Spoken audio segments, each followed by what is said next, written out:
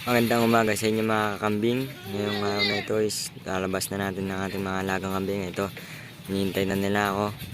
Ayan, so dadali natin sila ulit dun sa may parang. Tara, samahan niyo ako.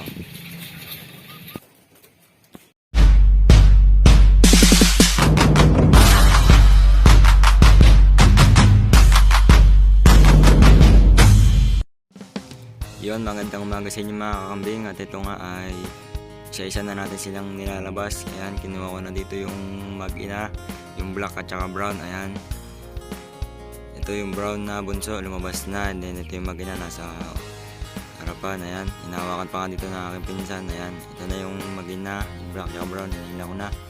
Ito, nahiya pa silang lumabas kasi nakaharang dito yung pinsan kong bata. Ayan, so dadali natin sila ngayong araw dito sa may parang.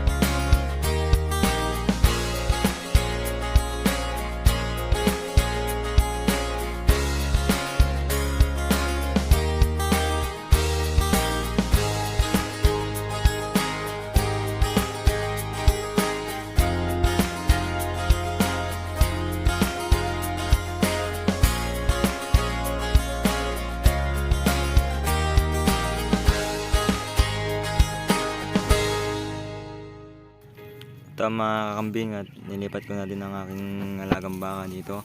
Ayan, ayan yung baka natin na isa, and then yung isa nandun sa kabila. Ayan, so bale pinahon ko na mabuti yung kanyang patol dito. Ayan.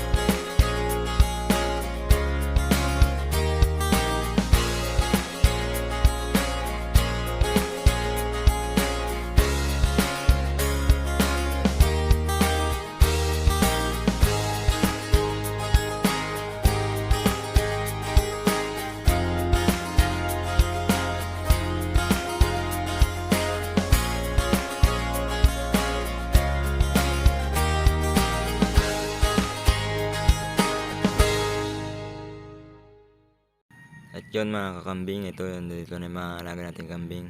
Ayan, so mamaya is uuwi rin tayo mamayang mga 11 at kakain din ako. Ayan, so mamaya tatayin natin sila pag bago tayo umuwi. Ayan yung mga alaga natin, so lalakas kumain. Ito yung bunso natin kambing. Ayan, ayan siya. So yun muna, hanggang dito muna sa araw na ito mga kakambing.